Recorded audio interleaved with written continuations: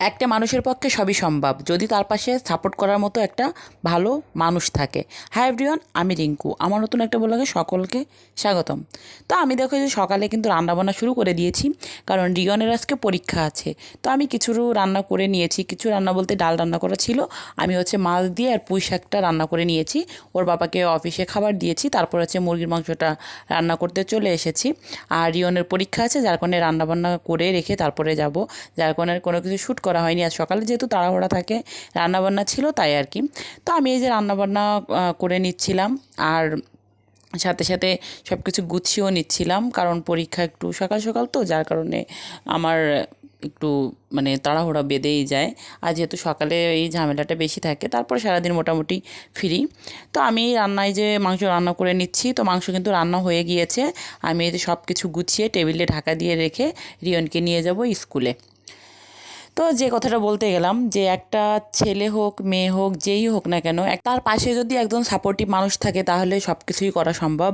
যেমন একটা মেয়ের যদি একটা সাপোর্টিভ হাজব্যান্ড থাকে, বন্ধুর মতো সব কিছু বোঝে এবং তাকে সাহায্য করে, তাহলে একটা মেয়ে সব কিছুই করতে পারে। আর একটা ছেলের পক্ষেও ঠিক সেরকম, যে তার পাশে বাবা মা হোক কিংবা তার ওয়াইফ হোক, যদি তাকে সাপোর্ট করে, সামনে যেতে সাহায্য করে, তাহলে সেও সব কিছু করতে পারে। আর আমাদের মেয়েদের ক্ষেত্রে তো বরাবরই দেখা যায় আমরা সবার উপর ডিপেন্ড করে আমাদের চলতে হয়। বিশেষ করে বিয়ের আগে বাবা, বিয়ের পরে হাজব্যান্ড, আর তারপরে ছেলে। তো হাজব্যান্ডের ব্যাপারটাই বলি, যদি একজন সাপোর্টিভ হাজব্যান্ড হয়, তাহলে একটা মেয়ে দেখা যায় ওই ওই পর্যায়ে এসে সব কিছু করতে পারে। দেখা যায় তুমি যাই বলো না কেন, একটা বিজনেস হোক কিংবা পড়াশোনা হোক, যা কিছু হোক, যার কারণে একটা মানুষের সফলতার পিছনে সবথেকে বড় প্রয়োজন হচ্ছে একটা ভালো সাপোর্টিভ মানুষ। তো সেই মানুষটা যদি থাকে তাহলে তুমি সব কিছুই করতে পারবা। কিন্তু আসলে বর্তমান সময়ে এরকমটা অনেকেই করে, আবার দেখা যায় বেশিরভাগ ক্ষেত্রে এরকমটা হয় না। তো আমি মনে করি যে একটা ওয়াইফের জন্য তার হাজব্যান্ড যদি বন্ধুর মতো হয়, সাপোর্ট করে, তাহলে যে কোনো বাধা অতিক্রম করে সে ভালো কিছু করতে পারবে, এটা আমার মনে হয়। তো আমি আমার ফ্যামিলি থেকে মোটামুটি সাপোর্ট পাই। সাপোর্ট না পেলে হয়তো এই ফেসবুক জগতে আমি আসতে পারতাম না। তো তারপরেও দেখা যায় অনেকেই সাপোর্ট পায় না। তো আমি মনে করি, আমার একটাই অনুরোধ থাকবে, যে বিশেষ করে যেই হোক না কেন, আপনার মেয়ে হোক কিংবা আপনার ওয়াইফ হোক, যেই হোক না কেন, একটু সুযোগ দিলে একটা মানুষের পক্ষে সবই সম্ভব, আমি এটা মনে করি।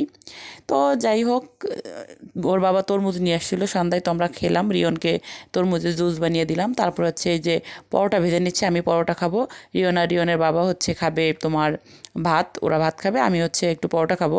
আর মুরগির মাংস থাকলে, যে কোনো মাংস থাকলে আমার কাছে রুটি পরোটা ভালো লাগে। ফ্রিজে রুটিও করা আছে, তো মনে হলো যে একটু পরোটা খাবো, তাই পরোটা আমি ভেজে নিচ্ছি।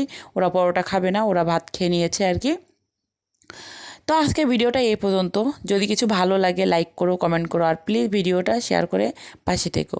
ফেসবুক থেকে দেখলে ফলো দিও, ইউটিউব থেকে দেখলে চ্যানেলটি সাবস্ক্রাইব করে চ্যানেলের সাথে থেকো।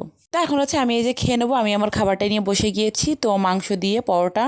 তো আমি খেতে খেতে চলে যাচ্ছি। গুড নাইট, সবাই ভালো থেকো, সুস্থ থেকো, আর আমার পরিবারের জন্য আশীর্বাদ করো।